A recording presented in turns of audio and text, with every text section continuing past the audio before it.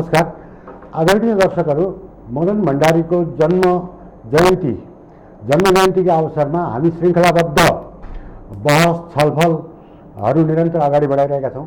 यसै क्रममा आज विशेष गरी राजनीतिक जीवन, उहाँको व्यक्तिगत सम्पर्क र त्यसपछिका कतिपय क्रमहरूमा, विशेष गरेर सङ्घर्षका मोर्चाहरूमा अनि वार्ताकालहरूमा, त्यसपछि संसदका गतिविधिहरूमा उहाँको भूमिका के थियो, उहाँको प्रस्तुति कस्तो हुन्थ्यो, उहाँ आफै आफ्ना कमरेडहरूसँग र अरू समकक्षी पार्टीहरूका नेताहरूसँग कुन ढङ्गको व्यवहार गर्नुहुन्थ्यो, उहाँको निर्णय क्षमता कस्तो किसिमको थियो, यस्ता विषयहरूमा मिहिन रूपले चर्चा गर्न गइरहेका छौँ। र यसका लागि हामीले दुईजना व्यक्तित्वहरू संयोगले दुवैजनाको पृष्ठभूमि अलिकति साहित्यिक पनि छ र राजनीतिक बढी छ। त्यस्तै गरी संयोगले दुवैजना अहिले नेकपासँग आबद्ध हुनुहुन्छ, नेकपा नेताहरू हुनुहुन्छ। उहाँहरू हुनुहुन्छ दिननाथ शर्मा। दिननाथ शर्मा नेकपा मशालको राजनीतिबाट लामो समयपछि नेकपा माओवादी केन्द्र हुँदै नेकपा माओवादी केन्द्र हुँदै अहिले नेकपा नेताको रूपमा हुनुहुन्छ र राष्ट्रिय सभामा नेकपाको नेताको रूपमा हुनुहुन्छ। र उहाँले शान्ति वार्तामा मदन भण्डारी का जुन अनुयायीहरू उहाँहरूसँगको त्यो व्यवहारदेखि मदन भण्डारीसँगकै सहकार्य संसदका विशेष गरेर टनकपुरदेखि अरू कुराहरूमा हामी उहाँसँग अलिकति कुराकानी गर्नेछौँ। त्यस्तै गरेर अर्का अतिथि हुनुहुन्छ विजय सुब्बा, नेकपा नेता। उहाँ लेखक, साहित्यकार, गीतकार पनि हुनुहुन्छ। उहाँले मदन भण्डारीलाई विभिन्न कालखण्डमा विभिन्न रूपमा भेट्नु भएको छ। हामी यो छलफललाई अगाडि बढाउन अनुमति माग्छु र सबैभन्दा पहिला म दिननाथज्यूसँग जान चाहन्छु। यहाँको मदन भण्डारीसँग कहिले भेट भयो, कुन सन्दर्भमा र पहिलो भेटमै कस्तो फिल गर्नुभयो?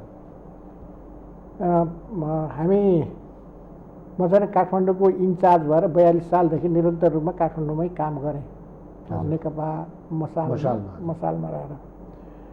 र यहाँ चाहिँ काम गर्दै गर्दा कमरेड मदन भण्डारीको बारेमा साथीहरूबाट धेरै कुराहरू उहाँ सुनिन्थ्यो। उहाँ एउटा प्रखर व्यक्तित्व र निष्ठावान नेता हुनुहुन्छ भन्ने कुराहरू हामीले चाहिँ सुनिराखेका थियौँ। र हामी सबै चाहिँ अब भूमिगत कालमै थियौँ, भूमिगत भएको हुनाले त्यति सजिलो चाहिँ हाम्रो भेटघाट हुने अवसर थिएन। 46 सालको आन्दोलन भयो, आन्दोलनपछि मात्रै चाहिँ हाम्रो भेट हुने अवसर मिल्यो। त्यसमा पनि सबभन्दा पहिला त हामीले 46 सालपछि भन्दा पहिलाको अलिकति चाहिँ पृष्ठभूमि मैले यहाँ राख्न चाहन्छु। 46 सालभन्दा पहिले हामी चाहिँ वाम मोर्चा गर्ने अभियानमा लाग्यौँ र त्यो बेला विशेष गरी यहाँ पद्मरत्न तुलाचन, तुलाधर, त्यस्तै किसिमले हाम्रो वकिल हुनुहुन्थ्यो दिल्ली बजारको, के अरे प्याकुर्यालजी, उहाँहरूलाई चाहिँ हामीले ल तपाईँहरूले चाहिँ यो पहल कदमी गर्नुहोस् भनेर स्वयं हामी भूमिगत थियौँ। मैले यहाँ काम गर्दै थिएँ पार्टीको इन्चार्ज भएर। अनि बाबुरामजी लगायतको साथीहरूलाई यो वाम मोर्चा गठन गर्ने बारेमा पहल कदमी गर्न लगाइयो। त्यसबेला निर्मल लामाजीहरू समेत नेताहरूसँग थियो। र यतातिर तत्कालीन मालेको तर्फबाट माधव कुमार नेपाल, कमरेड माधव कमरेड, त्यसको चाहिँ हामीसँग छलफल गर्ने, वार्तामा बस्ने कामहरू गर्नुहुन्थ्यो। निर्मल लामाजी, हामीहरू माधव कमरेड समेत बसेर एउटा चाहिँ यो चाहिँ 7 बुँदे 9 बुँदे कति बुँदे एउटा चाहिँ संयुक्त रूपमा चाहिँ यो हाम्रा आधारहरू चाहिँ तयार गरौँ। आधार तयार गरेर आन्दोलनको एजेन्डा तयार गरेर हस्ताक्षर गरिसकेपछि त्यसमा चाहिँ दुईटै चिज थियो, एउटा राष्ट्रियता, अर्को जनतन्त्र, प्रजातन्त्र, लोकतन्त्र, जे भने पनि ती दुईटै विषयहरूलाई चाहिँ समेटेर लिएर जानुपर्छ भन्ने पहिलेदेखि हाम्रो चाहिँ त्यो भनाइ थियो। जस्तो त्यसमा कृष्णदासजी पनि हुनुहुन्थ्यो, त्यसमा चाहिँ शम्भुरामजी पनि हुनुहुन्थ्यो। हामी चाहिँ मोटो मसाल र पातलो मसाल, हामी दुवै चाहिँ मसालतिरबाट थियौँ। र उतातिर निर्मल लामाजीहरू पनि त्यसमा चाहिँ सहभागी हुनुहुन्थ्यो। र निर्मल लामाजीले विशेष त्यो चाहिँ वाम मोर्चा गठन गर्ने सन्दर्भमा, त्यो बुँदाहरू चाहिँ तयार गर्ने सन्दर्भमा उहाँले चाहिँ बढी पहल कदमी लिनुभएको थियो। अनि माधव कमरेडले नै लिनुभएको थियो। हाम्रो त्यसमा राष्ट्रियता र जनतन्त्र यी दुवै विषयहरू, दुवै एजेन्डाहरूलाई हामीले समावेश गऱ्यौँ र त्यो चाहिँ एजेन्डाहरू बनाएर लिएर गयौँ। पछि चाहिँ त्यो माधव कमरेडले चाहिँ हस्ताक्षर गरेर आधिकारिक रूपमा हामी सबैले हस्ताक्षर गरेर त्यो गइसकेपछि पछि कमरेडले महासचिव कमरेडले त्यसलाई चाहिँ मदन भण्डारी कमरेडले यो चाहिँ राष्ट्रियताको एजेन्डा चाहिँ अहिले चाहिँ नउठाउँ, हाम्रो चाहिँ यो सामन्तवाद राजतन्त्र सामन्तवादको विरुद्धको सङ्घर्ष हो, जनतन्त्रको सङ्घर्ष हो, त्यसो हुँदाखेरि यो विषयलाई चाहिँ अहिले यसलाई चाहिँ थाती राखौँ भनेर त्यहाँबाट चाहिँ ब्याक गर्नुभयो। त्यसबाट चाहिँ ब्याक हुनुभयो। ब्याक माधव कमरेड मार्फत ब्याक हुनुभयो। उहाँ मार्फत उहाँले चाहिँ चिठी लेखेर आधिकारिक चिठी लेखेर कमरेड हामी यो चाहिँ एजेन्डामा सहमत हुन नसकेकोले अहिले हामी यसबाट चाहिँ यो कार्यक्रमबाट हामी ब्याक भएको छौँ भनेर उहाँले त्यसरी ब्याक भएको पत्र लेख्नुभयो। त्यसपछि एकपटक भेटेरै चाहिँ कुराकानी गर्नु पर्यो भनेर माधव कमरेडलाई भनेर माधव कमरेडको माध्यमबाट मैले चाहिँ मदन भण्डारी कमरेडलाई चाहिँ भेटेँ। उहाँको चाहिँ व्यक्तित्व, उहाँको चाहिँ वक्तृत्व कला 46 को पूर्वार्धमा पूर्व सन्ध्यामा हामीले चाहिँ उहाँलाई भेट्यौँ। उहाँले चाहिँ मलाई कन्भिन्स गर्नुभयो। तैपनि अब हाम्रो पार्टीको निर्णय फेरि राष्ट्रियताको एजेन्डालाई छोड्ने थिएन। त्यसो हुँदाखेरि पछि चाहिँ सबै चाहिँ प्रकारको आधार तयार गरिसकेपछि मोटो मसाल पातलो मसाल लगायतका हामीहरू चाहिँ त्यसबाट ब्याग हुनुपर्ने स्थिति भयो। किनभने त्यो राष्ट्रियताको एजेन्डाको कारणले हामी चाहिँ सँगै हुन बस्न सक्ने स्थिति भएन। धेरै चरणमा चाहिँ हाम्रो कुराकानी भयो र सुरुमा मैले भेटेको 46 सालभन्दा पहिला आन्दोलनका एजेन्डाहरू कार्यक्रमहरू बनाउने बेलामा कमरेड मदन भण्डारी कमरेडलाई चाहिँ भेटियो। त्यसपछि 46 सालको आन्दोलन भयो। आन्दोलनमा हामी चाहिँ संयुक्त राष्ट्रिय जनआन्दोलन भनेर हामीले यतातिर सुरुमा छुट्टै चाहिँ हामीले बनायौँ। किन त्यसले चाहिँ राष्ट्रियता पनि जनतन्त्र पनि दुवै। अब हामीसँगैबाट चाहिँ लामाजीहरू फेरि वाम मोर्चामा जानुभयो। लामाजी उता वाम मोर्चातिर सामेल भएर जानुभयो।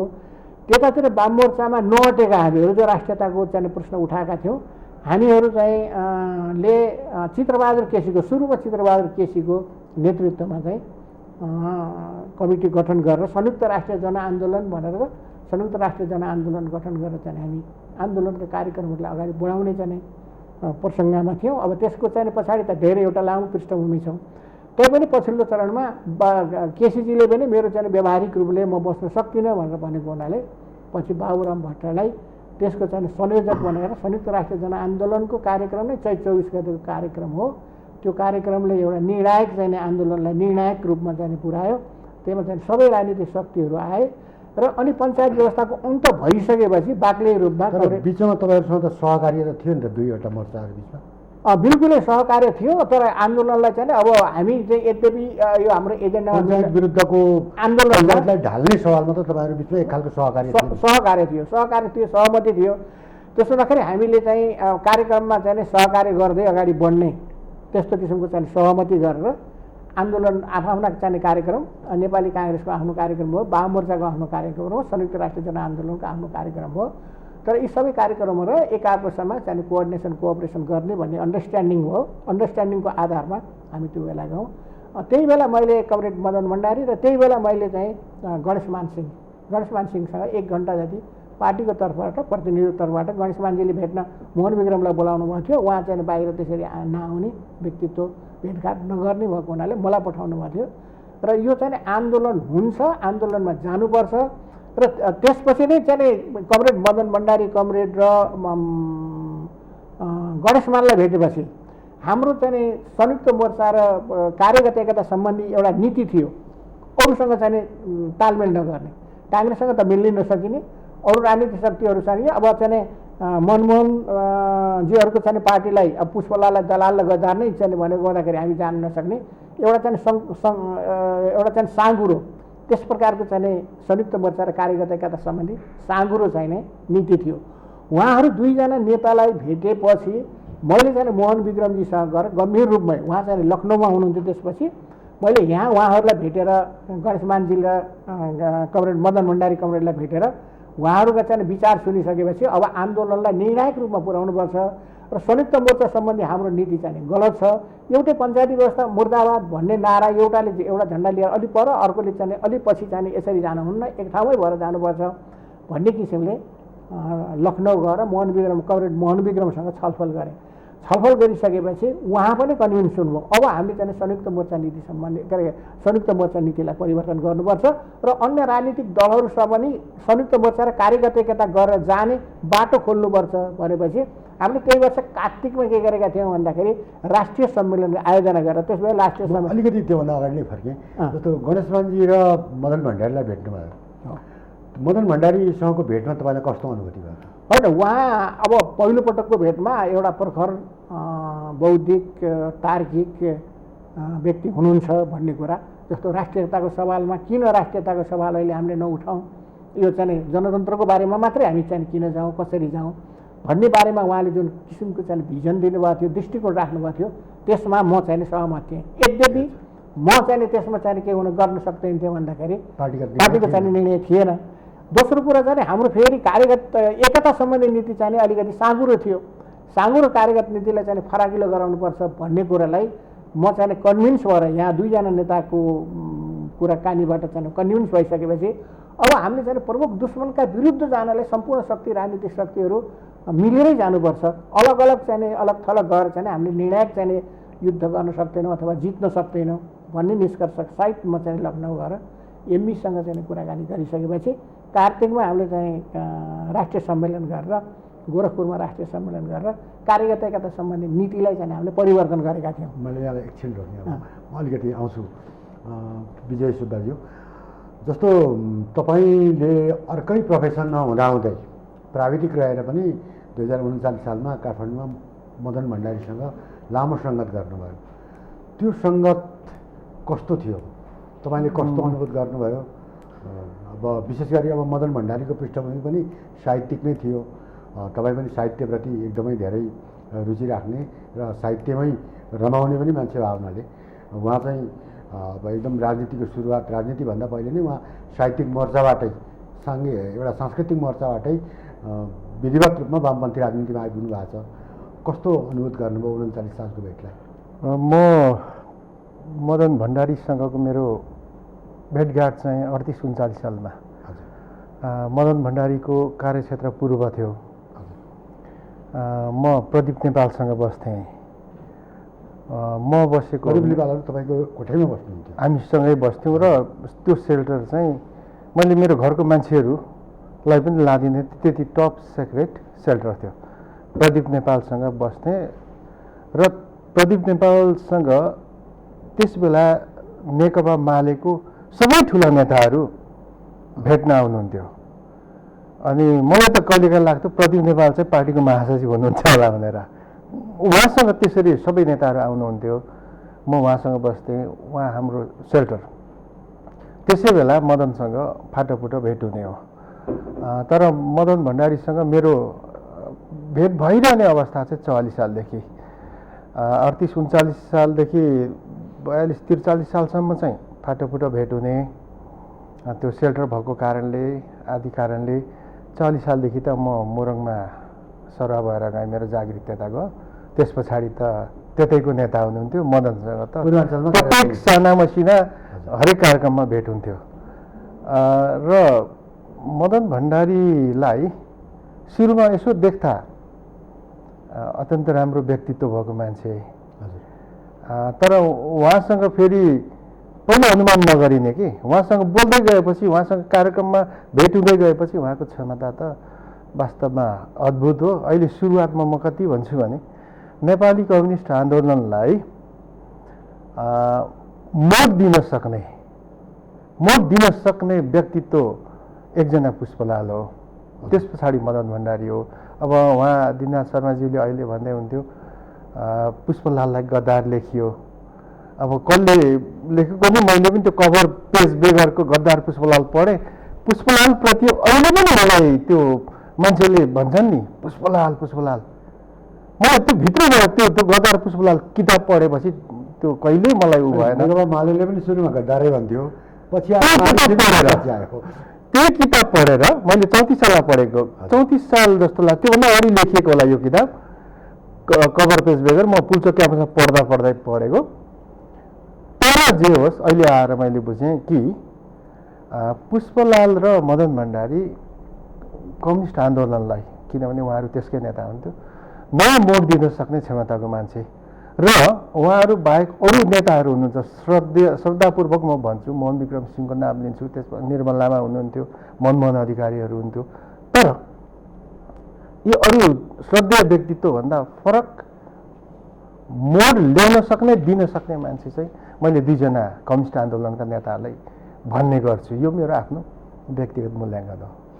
जस्तो अब तपाईँ त प्राविधिक हुनुहुन्थ्यो, अब प्राविधिकको त आफ्नो किसिमको सोच हुन्छ, आफ्नो किसिमको शैली हुन्छ र सँगसँगै साहित्यिक चेत पनि भएको हुनाले साहित्य रचना पनि गर्नुहुन्थ्यो। उहाँले तपाईँसँगको भेटमा तपाईँलाई राजनीतितर्फ लाग्नका लागि प्रेरित गर्नुहुन्थ्यो कि गर्नुहुन्न भन्नुभयो कि भन्नुभयो? मेरो रमाइलो छ। म 26-27 सालदेखि कम्युनिस्ट पार्टीको समर्थक, 11-12 वर्षको केटा थिएँ। त्यसबेला नेपाली कम्युनिस्ट नेताहरू मनमोहन अधिकारी, भरतमोहन अधिकारी, मोहन चन्द्र अधिकारी मात्रै थाहा थियो मलाई, सानो थिएँ नि म। अनि पछि 28 सालको झापा विद्रोह पछाडि अरू नेताको नाम सुन्न थाल्यो। तर पनि सुरुमा म मनमोहन अधिकारीहरूको नाम सुनेर कम्युनिस्ट पार्टी मन परेर त्यसरी आएँ। म पहिल्यैदेखि कम्युनिस्ट पार्टीको समर्थक भई आएँ। मदन भण्डारीसँग भेट्दा म कम्युनिस्ट पार्टीको मान्छे भइसकेको थिएँ। अनि उहाँले पार्टीमा समर्थकको हिसाबले कि सङ्गठितको हिसाबले? होइन, सङ्गठितको हिसाबले। ए हजुर। अनि म जति जुन उसमा लागेँ त्यो नेकपा पूर्व कोशी प्रान्तीय कमिटी भन्ने थियो, त्यसको नेताहरू हुनुहुन्थ्यो, मनमोहन अधिकारीहरू। पछि जब म काठमाडौँ पढ्न आएँ अनि रामेश मन्जुलहरूसँग, यो झापा विद्रोहका नेताहरूसँग भेट हुन थाल्यो। अनि त्यस पछाडि त म कोअर्डिनेसन केन्द्र थियो हाम्रो, अखिल नेपाल कोअर्डिनेसन, त्यताबाट लाग्दै आएर यो बोध माले एमाले हुँदै आएँ म। मदन भण्डारीले मलाई पोलिटिक्समा यता लाग्नुपर्छ भन्नु भएन। म सुरुमै सानैदेखि गाइने, गीत लेख्नुपर्ने, गाउनुपर्ने, अलि पछाडि अलि ठुलो भएपछि सङ्गीत गर्नुपर्ने मान्छे। मदन भण्डारी सङ्गीत प्रेमी हुनुहुन्छ भन्ने कुरो मलाई थाहा थिएन। म प्रदीप नेपालसँग सल्लाह गरेर पार्टीसँग यहाँ उपत्यकामै थिएँ। म उपत्यकाको सांस्कृतिक फाँट हेर्ने सचिव पनि थिएँ म त्यसबेला 38-39 सालमा। अनि म अब ग्राउन्ड पोलिटिक्स गर्छु भनेर मलाई पार्टीले 39 सालमा तेह्रथुम जिल्ला पठायो। पूर्वको नेता मदन भण्डारी कोशीको, अनि म तेह्रथुममा बसेर सङ्गीत बनाउने काम सबैहरू गर्थेँ। मेरो बारेमा सबै सूचना मदन कमरेसँग थियो। अनि पछि भेट हुँदा 44 सालतिर, त्यस पछाडि भेट भएन भयो। अनि साथीहरूले भन्नुहुन्थ्यो, होइन यो त्यसबेला त भूमिगत प्रगतिशील गीतहरू त खुब महत्त्व हुन्थ्यो।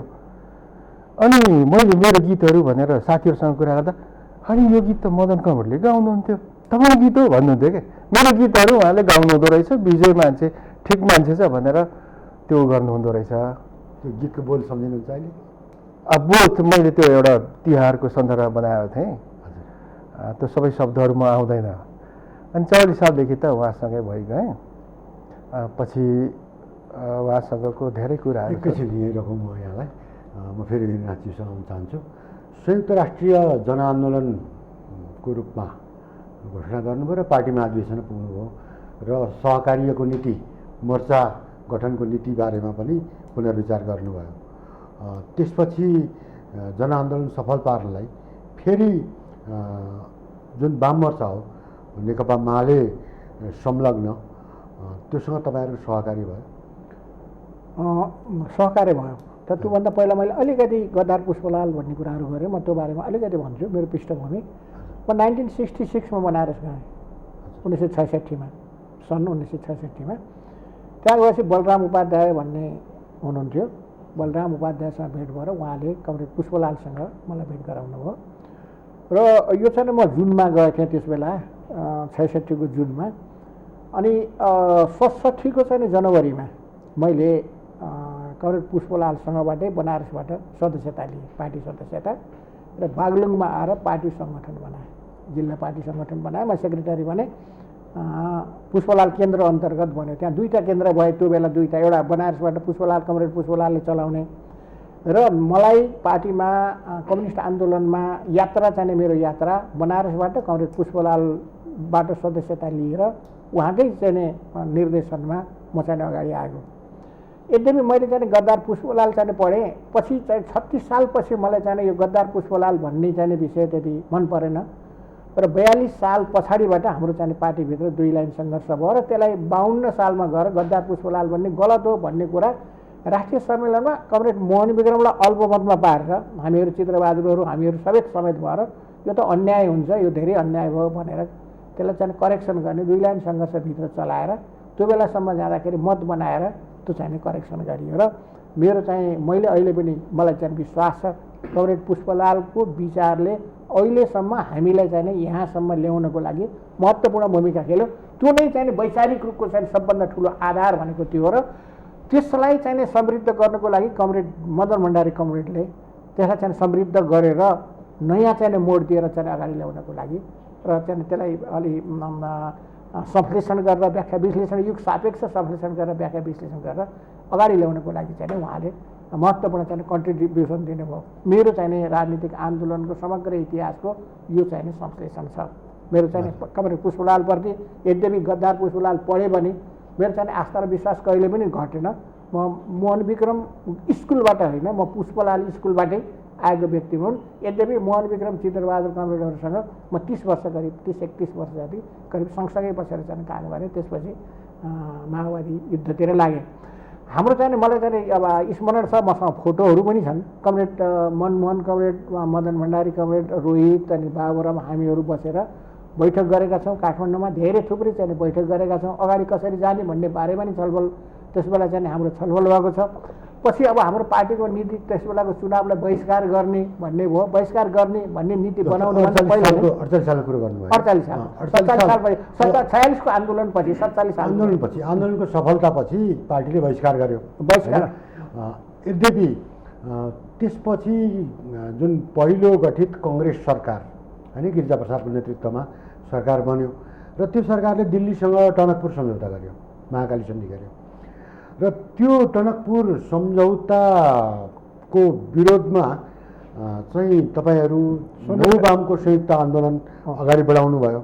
त्यसमा चाहिँ हेडक्वार्टर हेर्ने नाताले जुन 47 देखि 50 सम्म त तपाईँ काठमाडौँमा आउनुहुन्थ्यो, हेडक्वार्टर हेर्ने नाताले तपाईँले नै आन्दोलनको कमान्ड गर्नुभएको थियो र त्यतिखेर मदन भण्डारीसँगको सहकार्य कस्तो रह्यो? होइन, उहाँसँग मैले अगाडि नै भने उहाँ चाहिँ प्रभावशाली नेता हो। मान्छेलाई देखेपछि उहाँसँग कुराकानी गरेपछि कन्भिन्स गर्न सक्ने। जस्तो विजयजीले भन्नुभयो कमरेड पुष्पलाल चाहिँ इन्फ्लुएन्सियल नेता हो, उहाँ कन्भिन्सिङ नेता हो। उहाँले चाहिँ कन्भिन्स गर्ने, विचार दिने, विचारले चाहिँ गाइड गर्ने।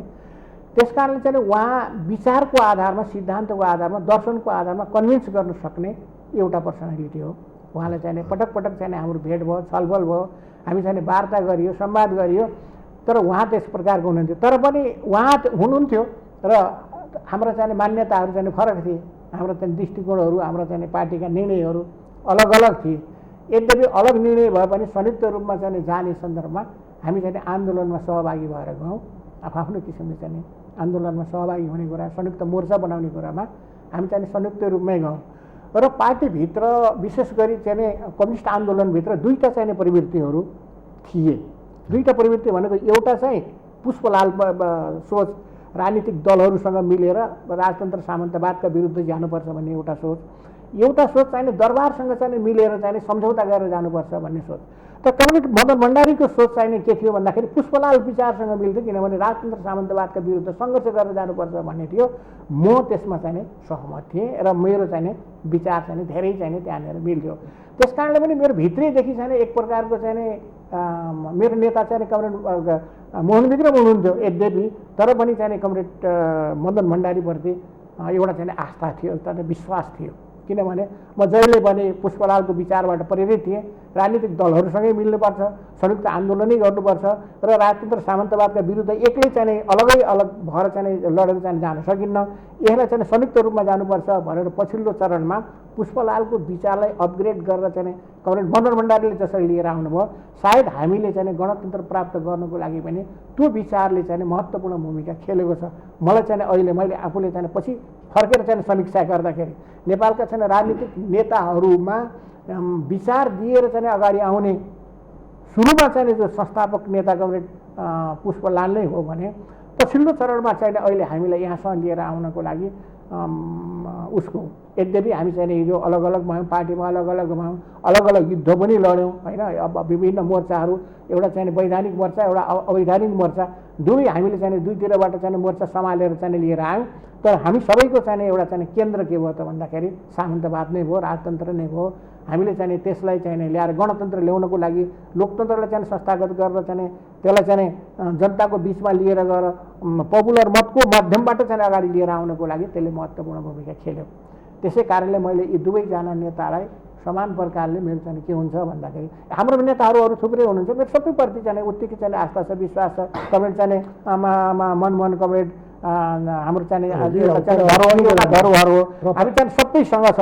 तर पनि मलाई म चाहिँ जुन चाहिँ उसबाट आएँ, धारबाट आएँ, मेरो धार चाहिँ यसरी चाहिँ मिलेर जाने त्यस्तो प्रपर चाहिँ नि जस्तो अब व्यक्तिगत रूपमा भनौँ न 46 को जुन परिवर्तन आयो, मानिसहरूको अब सामन्तवादलाई परास्त गरेर अब तत्कालीन अवस्थामा निरङ्कुशताको अन्त गर्दै सामन्तवादलाई परास्त गरेर एउटा चाहिँ संवैधानिक राजतन्त्रको बाटोमा एउटा खुला परिवेशमा लिएर आयो। र त्यतिखेर मान्छेहरूको आकाङ्क्षा पनि धेरै थिए र टनकपुर सन्धि विरुद्धको आन्दोलन त्यो कारणले पनि ज्यादै धेरै घनीभूत रूपमा आन्दोलन भएको थियो। र त्यो आन्दोलनमा जुन नौवाम मिल्नुभयो, यसमा यो मिलाउने जुन काम र एजेन्डा सेटिङमा मदन भण्डारीकै भूमिका थियो। बिल्कुलै उहाँ समेतको चाहिँ पार्टीका साथीहरू हुनुहुन्थ्यो। अब जस्तो चाहिँ मनमोहन कमरेड हुनुहुन्थ्यो, त्यस्तै किसिमले अब चाहिँ रोहित कमरेड पनि हुनुभयो, त्यहाँबाट रोहित पनि, अरू चाहिँ सबै दलका साथीहरू, त्यसमा उहाँहरूको चाहिँ भूमिका महत्त्वपूर्ण भूमिका थियो। म एकचोटि फेरि विजय सुब्बाजी जान्छु। 2044 सालसम्मको प्रसङ्ग अघि हामीले गऱ्यौँ कि मदन भण्डारीले तपाईँले लेखेका गीतहरू गुनगुनाउँदै हिँड्नुहुन्थ्यो भन्ने पोइन्टसम्म पुगेको थियो। र त्यसपछि विधिवत रूपमा पूर्णकालिक राजनीतितर्फको तपाईँको यात्रा अलिकति बताइदिनुहोस्। यो पूर्णकालीन त्यो शब्दले मलाई पटक पटक झस्काउँछ। मलाई प्रदीप नेपालले 41-42 सालमै भूमिगत लान तयार पनि गर्नुभयो, तर मेरो बच्चा सानो भएकोले त्यो पारिवारिक समस्याको कारणले भूमिगत गइनँ। र त्यसबेला पार्टीमा मेरो अलिअलि असन्तुष्टि पनि थियो भूमिगत नेताहरूसँग, म गइनँ। पछि 44 सालमा अब पटक पटक भेट हुने भयो मदन कमरेडसँग। अनि मलाई अहिले पनि सम्झना छ, मोरङको पहिलो जिल्ला सम्मेलन होला, त्यहाँ मैले गीत बनाएर लगेँ, गीत गाएँ, उहाँ रुनुहुन्थ्यो, आँसु झार्नुहुन्थ्यो। त्यो म त गीत गाउने धुनमै बसिरहन्थेँ, कसरी राम्रो गीत गाउने भनेर। र पछि मलाई नेताहरूले भन्नुभयो, ईश्वर पोखरेलहरू, अशोक राईहरू त्यस बेला हुनुहुन्थ्यो, मदन त रुनुभयो नि भनेर।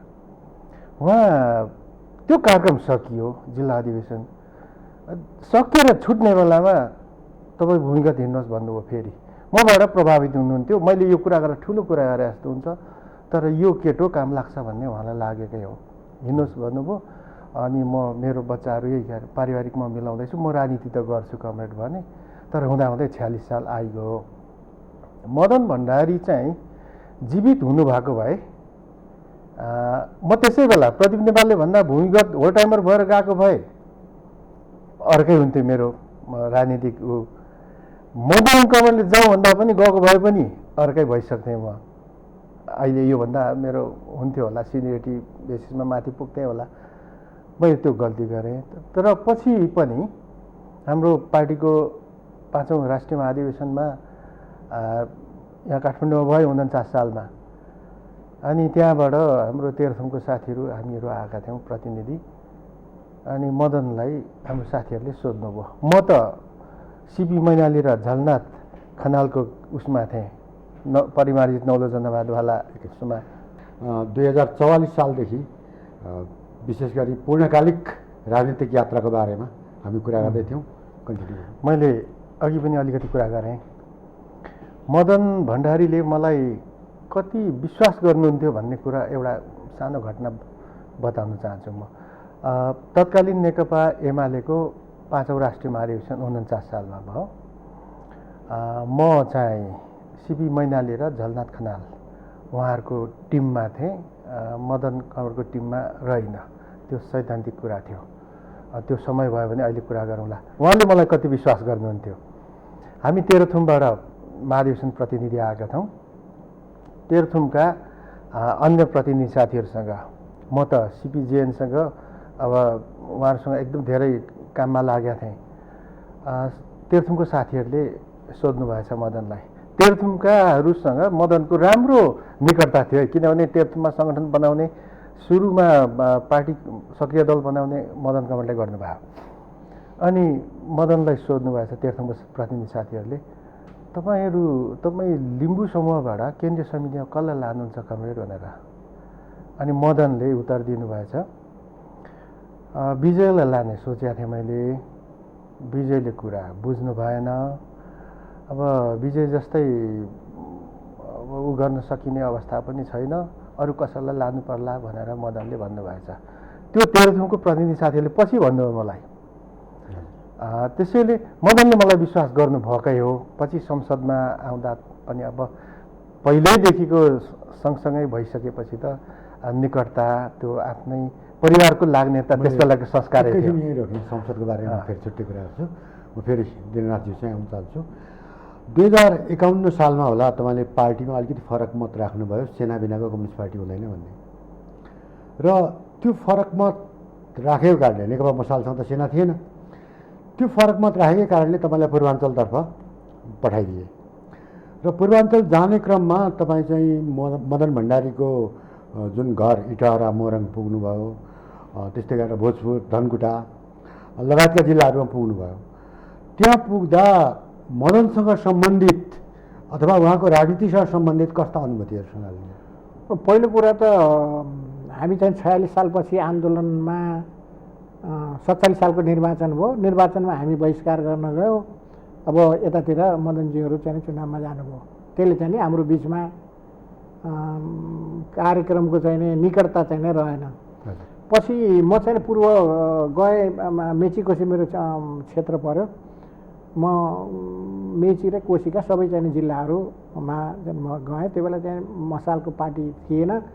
मैले चाहिँ त्यो दस्तावेज लेखेका कारणले नै अथवा पार्टीभित्र अलग मत राखेका कारणले नै क्षेत्रमा मसालको सङ्गठन थिएन, बिल्कुलै थिएन। र सबभन्दा पहिला धरान गएर बसेँ। धरान गएर बसेपछि त्यहाँ चाहिँ सम्पर्कै थिएन भनौँ न, त्यता पार्टीको यो मसालको कुनै सम्पर्क थिएन। एकजना घनश्याम राई अहिले पनि पार्टीमा हुनुहुन्छ, उहाँलाई चाहिँ लिएर अनि त्यतातिर त्यो क्षेत्रतिर हिँड्यो। पछि म केराबारी अनि त्यसपछि लेटाङ, रमिते यो चाहिँ क्षेत्रहरूतिर गएँ, त्यतितिर बसेँ। अनि हाम्रो अहिले महामहिम राष्ट्रपतिजीले पढाउने स्कुल यहाँ चाहिँ पढाउनुहुन्थ्यो। उहाँले चाहिँ मदनजी आएर यसरी फलानु ठाउँमा बसेर फलानु घरमा बसेर यसरी भेटघाट हुन्थ्यो भनेर त्यहाँको साथीहरूले। अनि मदनजीले यो क्षेत्रमा चाहिँ सक्रिय रूपमा लाग्नुहुन्थ्यो। तर चाहिँ आउँदाखेरि थोरै समय मात्रै यहाँ आएर त्यो चाहिँ उहाँको चाहिँ ठाउँ थियो के सम्बन्धित केराबारी कि के इटहरा आएर चाहिँ उहाँ चाहिँ बस्ने चाहिँ सेल्टरको रूपमा चाहिँ विद्याजीको चाहिँ उसमा बस्ने, उहाँले त्यतैतिर पढाउने, त्यसो गर्नुहुन्थ्यो भन्ने कुराहरू त्यहाँको साथीहरूले, त्यहाँको चाहिँ स्थानीय साथीहरूले हामीहरूले राख्नुहुन्थ्यो। हामीलाई चाहिँ त्यसले एउटा अनौठो अनुभूति हुन्थ्यो। धेरै दुःख गरेर यो क्षेत्रमा बसेर यसो चाहिँ तल चाहिँ उकाली ओह्रालीहरू, डाँडा काँडाहरू, पहाड कुना कन्दराहरू हिँडेर पार्टी सङ्गठन निर्माण गरेको, उहाँले चाहिँ धेरै मेहनत गरेको, दुःख गरेको, जनतासितको सम्बन्ध राखेको, अनि कसरी भूमिगत कालमा नि कसरी चाहिँ भूमिगत बस्नुपर्छ, कसरी लुक्नुपर्छ भन्ने कुराहरूको शिक्षा दीक्षा दिएको कुरा कतिपय पछि हाम्रा साथीहरू हुनुभयो, उहाँहरूले चाहिँ त्यो बारेमा चाहिँ जानकारी गराउनुहुन्थ्यो। म त्यो ठाउँमा चाहिँ अलिकति घुमेँ, त्यहाँ केराबारी अनि त्यसपछि लेटाङ, रमिते, जाँते यी चाहिँ सबै क्षेत्रहरू, मोरङका ती क्षेत्रहरूतिर धेरै चाहिँ घुमेँ, त्यतातिर बसेँ। भोजपुर गएँ। म भोजपुरमा म भनौँ सबै चाहिँ त्यो जिल्ला यता दिङ्लातिर त्यतातिर। त्यतिखेर विद्या भण्डारी कहाँ हुनुहुन्थ्यो? सायद विद्या भण्डारी यतै हुनुहुन्थ्यो। त्यो बेला चाहिँ त्यहाँ पढाउन सायद छोडिसक्नु भएको थियो होला। मेरो चाहिँ त्यस बेला भेट भएन। मेरो पछि यहाँ आएपछि मात्रै विद्याजीहरूसँग यहाँ आएपछि मात्रै भेट भयो। जब मदनजी, किनभने म चाहिँ खुला भइसकेपछि 46 सालपछि मात्रै हामी चाहिँ यता भयौँ। 46 सालपछि सबैजना काठमाडौँमा चाहिँ बस्ने स्थिति थियो। विद्याजीहरू पनि यतै आउनु भएको थियो र उहाँको चाहिँ पूर्वतिर चाहिँ मेरो भेट भएन। यतैतिर चाहिँ यहीँ आइसकेपछि यतै काठमाडौँमै भेट भयो हाम्रो। म फेरि एकचोटि विजय सुब्बाज्यूसँग जान्छु। जस्तो मदनसँगको त्यो सहकार्यपछि तपाईँ संसदमा निर्वाचित हुनुभयो र पहिलो मदनको जीवनमा एउटै मात्र लाभको पदमा रहनुभएको त्यही संसदमा सांसदको हैसियतमा हो। त्यो संसद नेपालको इतिहासमै संसदीय इतिहासमै धेरै हिसाबले महत्त्वपूर्ण छ। विशेष गरेर राष्ट्रियतासँग सम्बन्धित इस्युहरू, देशभक्ति र राष्ट्रियतासँग सम्बन्धित इस्युहरू संसदमा एकदमै मिहिन ढङ्गले उठाइएका थुप्रै घटनाहरू छन्। त्यो बेला उहाँको सहकार्य कस्तो थियो, कसरी पाउनु भएको थियो, अथवा आफ्ना साथीहरूलाई कसरी गोलबन्द गर्नुहुन्थ्यो उहाँले? त्यस बेलाको 2048 सालको संसद हो त्यो। त्यस बेला संसदीय दल पनि चुस्त दुरुस्त राम्ररी चल्थ्यो। अनि मदनमा लोभ लालचहरू केही नभएपछि जुन खालको इमान्दारिता हुन्छ त्यसले धेरै काम गर्दो रहेछ। हामी 2048 सालको चुनाव जितिसकेर यहाँ आयौँ। त्यो जमलको एउटा उद्योग वाणिज्य सङ्घको हलमा संसदीय दलको बैठक बसेको थियो। अनि मदन आफैले कमरेड मनमोहन अधिकारीलाई संसदीय दलको नेता प्रस्ताव गर्नुभयो। त्यो प्रस्ताव मदनले गर्ने बित्तिकै केशव बडाल र म हात उठाएर गऱ्यौँ, हामीले विरोध गऱ्यौँ। हामी माले धारको, मनमोहन कमरेड त मार्क्सवादी धारको, अनि माले जुझारु मार्क्सवादी त्यस्तो होइन, हामीलाई त्यो थियो नि त। अनि केशव बडाल र म निकै बेर त्यो रोडाइ गर्न थाल्यौँ। अनि पछि सबै मदनले उठेर सबै कन्भिन्स गरिसकेपछि ठिकै छ, अब केशवले त के भन्नु मैले बिर्सेँ, मैले भनेको चाहिँ सम्झाएको छु। ठिकै छ, त्यसो भए मार्क्सवादी हुँदाको जस्तो लुरे र त्यो अलिकति त्यो गट्स नभएको कुराहरू चाहिँ गर्न पाइँदैन भने मैले। केशव बडालले के भन्नुहुन्थ्यो, अब हाम्रो भनाइ चाहिँ मदन भण्डारी दलको नेता हुनुपर्छ भन्ने थियो। मदनलाई म दलको नेता हुन्छु भन्ने लाग्दो थियो त उहाँ हुनुहुन्थ्यो, किनभने मालेधारको त्यहाँ त सबै प्राय थियो। त्यसैले मदनमा त्यो लोभ लालच थिएन।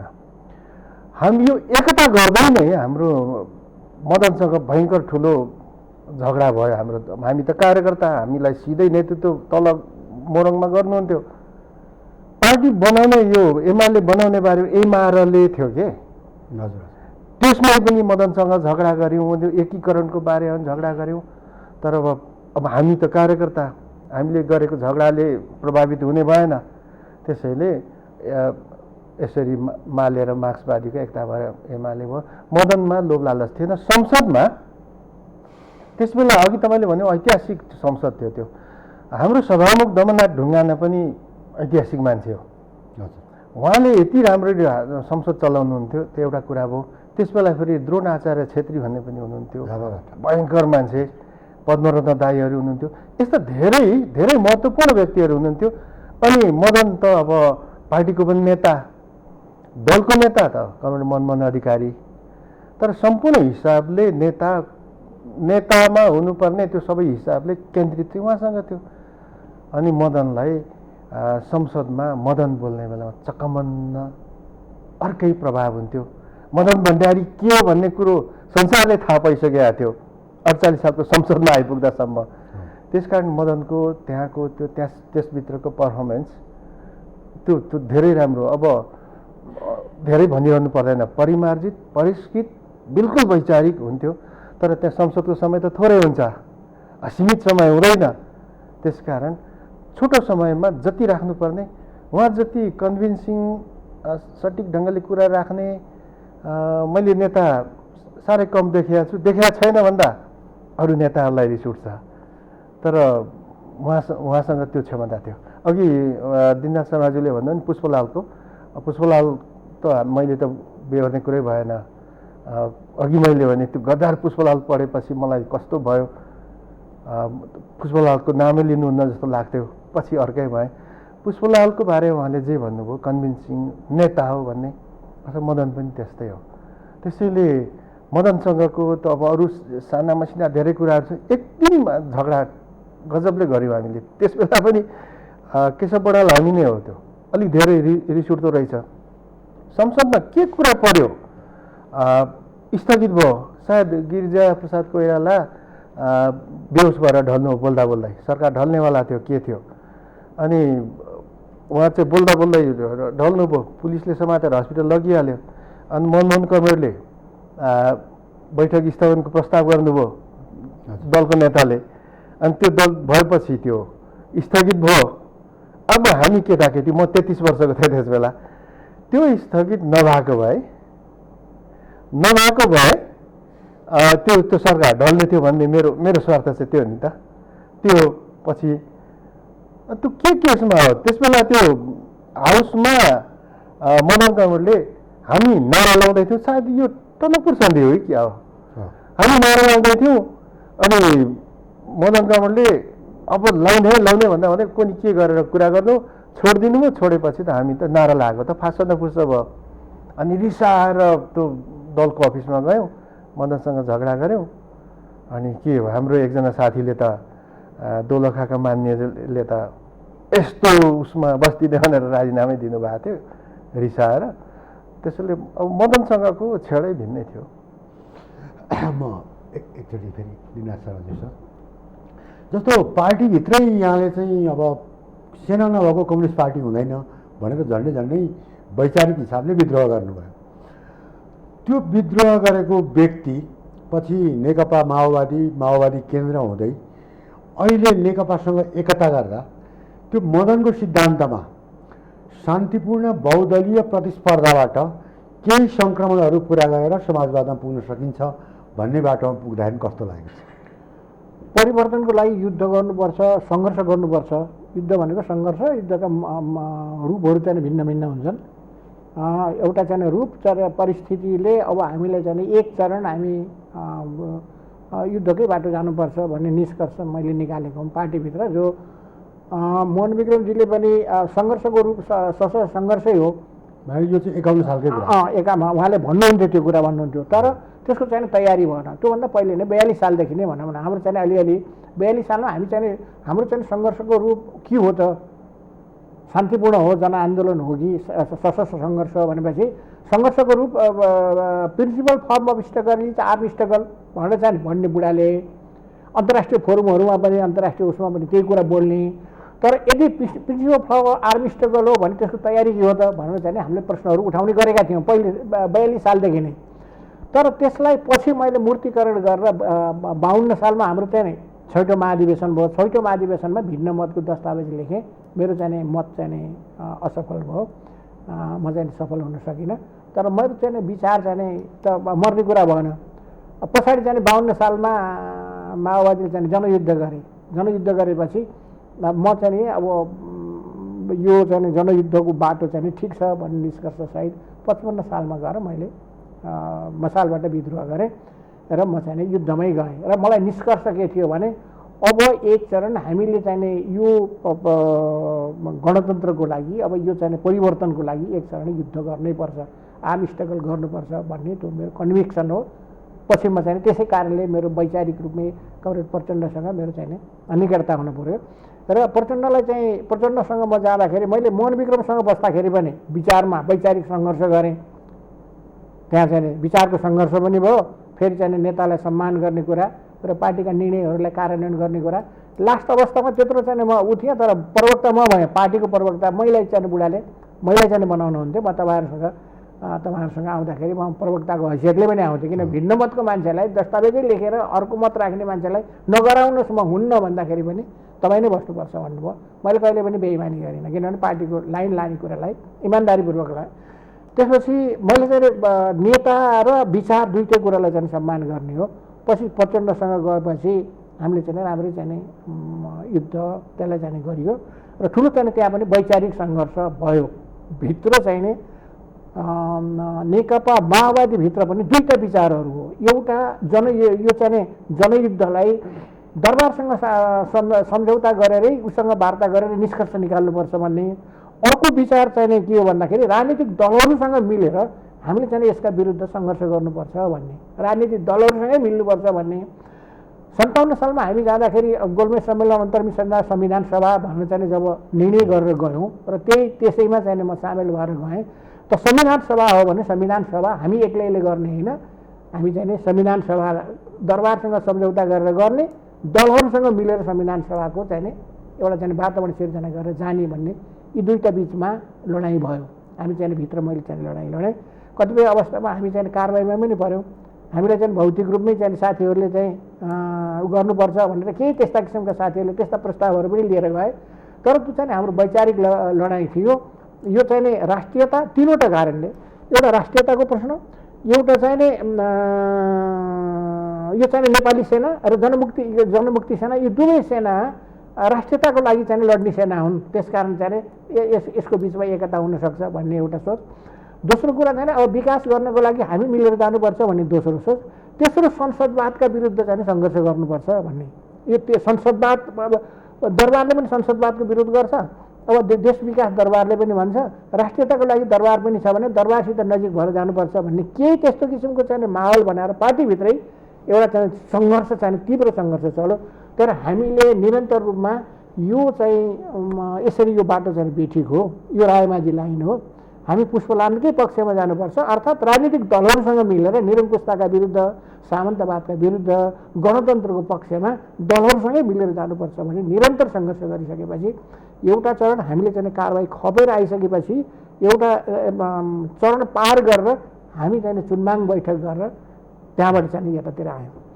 त्यस कारण यतातिर आउनु पनि त्यो हाम्रो चाहिँ आवश्यकता थियो। किनभने युद्धका मोर्चाहरू हुन्छन्, विभिन्न मोर्चाहरूको चाहिँ लाई प्रयोग गर्नुपर्छ। राजनीतिक रणनीति र फौजी रणनीतिको बिचको सन्तुलन चाहिँ कायम हुन सकेन। एकपक्षीय रूपमा चाहिँ फौजी रणनीति मात्रै चाहिँ प्रधान भएर गयो भने हामीले चाहिँ युद्ध जित्न सक्दैनौँ। त्यसलाई राजनीतिसँग, नेपालको राष्ट्रिय राजनीतिसँग जोडेर लिएर गएर मात्रै चाहिँ हामीले गर्न सक्छ भन्ने निष्कर्षसहित हामी चुनबाङ बैठकबाट दलहरूसँग मिलेर चाहिँ हामीले चाहिँ गणतन्त्रको लागि चाहिँ जानुपर्छ भन्ने कुरा भयो। त्यसपछि हामी चुनबाङ बैठकबाट फर्केपछि हाम्रो 12 गते समझदारी भयो। जुन बाटो हामीले चाहिँ त्यहाँबाट चाहिँ यतातिर आयौँ, यो बाटो चाहिँ हामीले बेठिक गऱ्यौँ भन्ने होइन। किनभने यदि हामी त्यहीँ चाहिँ बसेर लडिराखेको भए, युद्ध गरिराखेको भए हामी रहन्थ्यौँ, हामी हिँडिन्थ्यौँ कि? किनभने हामीले चाहिँ एकपछि अर्को परीक्षण पनि गरेका थियौँ। हाम्रो चाहिँ शक्ति कति खर्च भयो भन्ने पनि थियो। खारमा गएर चाहिँ युद्ध गर्दाखेरि 154 जना साथीहरू चाहिँ सर्लम्मै हामीले चाहिँ त्यहाँ चाहिँ साथीहरूलाई चाहिँ झन्डा उडाएर छोडेर हिँड्न पर्ने स्थिति भइसकेपछि अब बाहिर चाहिँ सम्पूर्ण चाहिँ जिल्ला हाम्रो कब्जामा छ। तर समग्र चाहिँ फोर्टिफिकेसन, सबभन्दा चाहिँ शक्तिशाली फोर्टिफिकेसनले जिल्लामा चाहिँ राजधानीमा चाहिँ केन्द्रित छ। हामीले चाहिँ फौजी रूपले चाहिँ आक्रमण गरेर जितेर पनि हाम्रो चाहिँ सत्ता टिक्न सक्छ कि सक्दैन, जित्नु मात्रै प्रधान प्रश्न होइन। त्यो सत्ता टिकाउनको लागि पनि फेरि राजनीतिसँग त्यसलाई चाहिँ जोडेर लिएर जानुपर्छ। त्यसकारण चाहिँ बाटो चाहिँ हामी रणनीतिक सिफ्ट गर्नुपर्छ भनेर चुनबाङमा रणनीतिक सिफ्टमा ल्याउनको लागि हामीले चाहिँ भित्री रूपमा चाहिँ ठुलो सङ्घर्ष गरेका छौँ। त्यसमा चाहिँ यद्यपि बाबुराम अहिले छैनन्, त्यसमा चाहिँ रणनीतिक सिफ्टको लागि चाहिँ यो बाटोमा चाहिँ आउनको लागि हामीले चाहिँ ठुलो कन्ट्रिब्युसन गऱ्यौँ। हामीलाई चाहिँ मलाई गर्व छ, हामीले चाहिँ यो ठाउँमा चाहिँ हामी आयौँ अहिले। तर त्यसको नेतृत्व फेरि चाहिँ गर्न सक्ने डाइनामिक चाहिँ लिडर भनेको कमरेड प्रचण्ड हो। प्रचण्डको डाइनामिक लिडर चाहिँ अडिक एकै ठाउँमा अडिक त्यस्तो अडिन चाहेको भए चाहिँ वैद्यजीहरू अब अलिकति चाहिँ उहाँको एक प्रकारको चाहिँ सोच, त्यसकारण चाहिँ उहाँको चाहिँ यो अहिलेको चाहिँ यो चाहिँ दिशासँग उहाँ चाहिँ सहमत हुनुहुन्न। तर डाइनामिक लिडर चाहिँ कमरेड प्रचण्ड भएको कारणले हामी फेरि यद्यपि हामीले चाहिँ कारबाही सहेर पनि, हामीले चाहिँ दुःख गरेर पनि, वैचारिक सङ्घर्ष गरेर पनि यहाँसम्म आउँदाखेरि हामीले चाहिँ जे गर्यौँ नेपालको कम्युनिस्ट आन्दोलनमा हामीले चाहिँ ठिक गऱ्यौँ। हामी पुरानो पुस्ताले भनौँ, हामीले चाहिँ नेपालमा जनमत निर्माण गऱ्यौँ, वामपन्थी बनायौँ, कम्युनिस्ट बनायौँ, हामीले अरू पक्ष चाहिँ बनाएनौँ। त्यसो हुँदाखेरि नेपालमा चाहिँ हामी चाहिँ पार्टी एकता पनि गऱ्यौँ। पछि एकतामा आउने बेलामा पनि यो चाहिँ हाम्रो चाहिँ पछिल्लो चाहिँ नेकपा बन्यो, नेकपा बन्ने बेलामा पनि हामीले चाहिँ महत्त्वपूर्ण भूमिका खेल्यौँ भन्ने लाग्छ। मलाई चाहिँ त्यस्तो किसिमको लाग्छ भने दृढतापूर्वक एकता गरेर जानुपर्छ भन्ने कुरा मैले सिद्धाउँछु।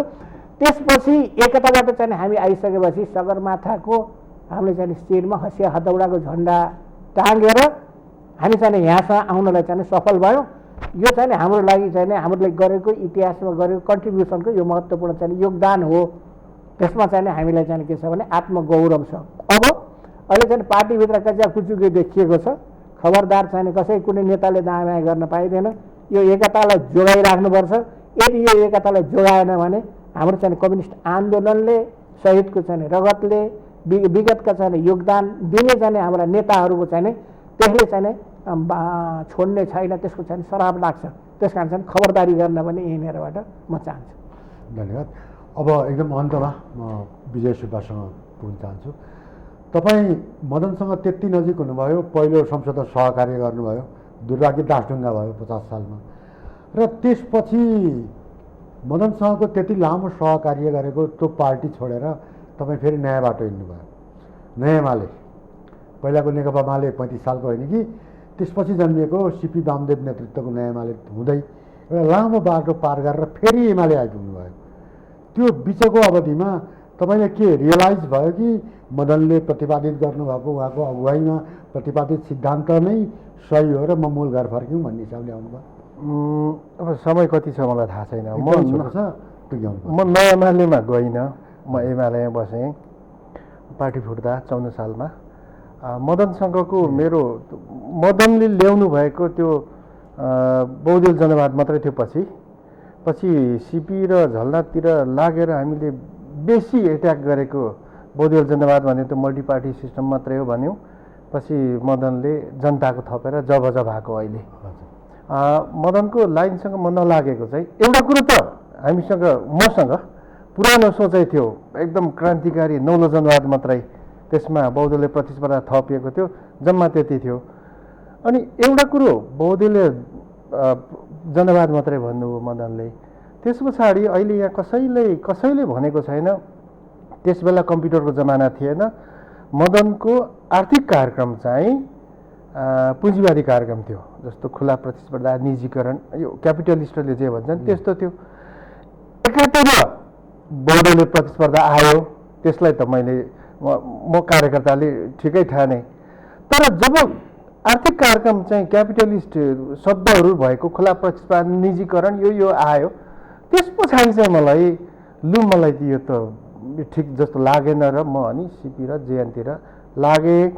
तर पनि के हो भने नेता त मदन भण्डारी नै हो भन्दै महासचिव मदन भण्डारीलाई बनाऊ अनि लाइन चाहिँ परिवारिक नौलो जनवाद पास गरौँ भन्थेँ क्या म चाहिँ। अब यो गुट प्यानल नगरौँ भन्ने पक्षको मान्छे थिएँ। त्यसरी त्यो काम सिद्धियो। अब पछि अब पार्टी छोड्न त छोडेँ मैले 69 सालमा आएर यो संहिताको सवालमा तत्कालीन नेकपा एमाले प्रदेशहरूको 17 सम्मको कल्पना गरेका थियो। पछि घट्दै गएर संसदमा 64 सालको संविधान सभामा तत्कालीन माओवादी र एमाले मिलेर 14 प्रदेशमा टुङ्गो गरेका थियो। त्यो पार्टीले तय गरेको प्रदेशहरू थिए, प्रदेशको सङ्ख्याहरू थिए। अनि जब हामी भाषण गर्दै हिँड्यौँ, पार्टीले भाषण गर्दै हिँड्यो, भाषण गर्दै गइयो, पार्टीले त्यसलाई ब्याक गर्यो। त्यो प्रदेशवाला निर्णयलाई ब्याक गरिसकेपछि अब हामी त आदिवासी जनजाति, हामीले भाषण गर्दै गएपछि फर्किन हामीलाई गाह्रो भयो। अब हाम्रो नेताहरूलाई गाह्रो भएन, पार्टीको लाइनमा भाषण गर्दै गयो, अब अप्ठ्यारो पर्यो, पार्टीले त्यो निर्णय ब्याक गरेपछि। अनि त्यस बेला चाहिँ अप्ठ्यारो परेर 69 सालमा हामीले अशोक राईसँग मिलेर हामीले पार्टी बनायौँ। तर बिस्तारै रहँदा बस्दा सबै कुराहरू हेरेपछि कुरा लामो हुन्छ, म फेरि पनि पार्टीमै फर्किएँ। र मदनको जबको कुरा गर्नुभयो, त्यस बेला अब एउटा जोस थियो, क्रान्तिकारी जोस थियो। अब झापाली विद्रोहबाट आएको ठिटो समर्थक हुँदै आएको ठिटो लालसेना आउनलाई घन्टौँ एक्सर्साइज गरेर बस्दै म सेना एकदम बन्दुक लिएर भिड्नुपर्छ भन्थे, त्यस्तो गरेन। त्यो जोस जगाएको मान्छेले त्यहाँ बहुदलीय प्रतिस्पर्धा पनि आयो अनि आर्थिक कार्यक्रम त्यो क्यापिटलिस्ट टाइपको शब्दहरू प्रयोग गरेर आएपछि अलि अल्मलिएको थिएँ।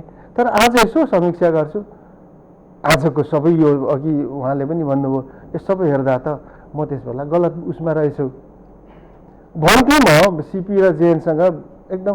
होइन, यो बहुदलीय प्रतिस्पर्धा भएपछि जबसँग के फरक भयो त हामी भनेर भन्दा उहाँहरू यो अलिकति मिलिटेन्ट कुराहरू पनि गर्नुहुन्थ्यो। अनि त्यो गर्दा यतातिर रहेर कमरेड मदनको टिमबाट चाहिँ जस्तालाई तस्ता भन्ने राखेका छौँ भन्नुहुन्थ्यो। त्यो शब्द पनि छ है, मदनले लेखेको दस्तावेजहरूमा, 5औं महाधिवेशनको दस्तावेजमा त्यो मिलिटेन्ट उस पनि छ। त्यसैले त्यसबेला मैले त्यो पछि बुझिनँ। अहिले बिस्तारै आएपछि त त्यो कुरो त बहुत ठिक रहेछ। अहिलेको नेपाली कम्युनिस्ट आन्दोलन मदनले ल्याएको, जुन एउटा टर्न गरेर ल्याएको छ आन्दोलनलाई यहाँसम्म, त्यो मदनको उसबाट आएको। भनेपछि म गल्ती रहेछु भन्ने कुरा आत्मसमीक्षा गर्ने अहिले चाहिँ गर्ने गरेको छु मैले। त्यसैले अब सिङ्गो नेपाली कम्युनिस्ट आन्दोलन त्यहाँबाट चल्दैछ।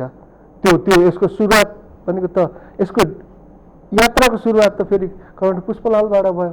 पछिल्लो अवधिमा त्यसलाई मदन भण्डारीले यति व्यवस्थित ढङ्गले ल्याइदिनु भयो कि अब अहिले सिङ्गो नेपाली कम्युनिस्ट आन्दोलन यो लाइनमा छ। 10 वर्ष जनयुद्ध लडेको पार्टी त यो लाइनमा छ भने त अरू धेरै भनिरहनै परेन। त्यसैले मदन भण्डारीको मूल्याङ्कन नेपाली कम्युनिस्ट आन्दोलनले गरेकै छ। उहाँसँग जुन एउटा लोभ लालच केही पनि थिएन नि, हो त्यो यसमै टुङ्ग्याउँछु म। त्यो हुनुको कारणले उहाँको यो सम्पूर्ण कुराहरू पनि देखिएको, जस्तो अघि मान्य दिना शर्माले भन्नुभयो, अहिलेको नेताहरूलाई उहाँले यहाँबाट कुरा पनि भन्नुभयो। अहिलेका हाम्रा नेताहरूसँग मदन भण्डारीको जस्तो चेत, लोभ लालच नगर्ने, त्यो भनेको त आत्मकेन्द्रित बनाई सबै कुरो त सामन्तवादी चिन्तन हो। मदन भण्डारीसँग त्यस्तो भएको भए मदन भण्डारी हुनुहुन्थेन होला। मदन भण्डारी जस्तो अहिलेको हाम्रो सिनियर लिडर्स भइदिनु भएको भए यो झगडा हुन्थेन, यता धेरै जान सम्भव छैन। मदन भण्डारी हुनुपर्छ अहिले, तर छैन त्यो। यहाँहरू दुवैजनालाई धन्यवाद। आदरणीय दर्शकहरू, मदन भण्डारीलाई मियो बनाएर मदन भण्डारीको जीवन र उहाँका जीवनका केही घटनाहरूलाई दुईजना राजनीतिक व्यक्तित्वले आफ्नो राजनीतिक जीवनका क्षणहरू मदनको सामिप्यसँग जोडेर जुन विचारहरू प्रस्तुत गर्नुभयो, म यहाँहरू दुवैलाई धन्यवाद व्यक्त गर्न चाहन्छु। र आगामी दिनमा पनि मदन भण्डारीसँग जोडिएका यस्तै प्रसङ्गहरू लिएर फेरि उपस्थित हुनेछौँ। त्यति बेला आज्ञा दिनुहोस्। नमस्कार।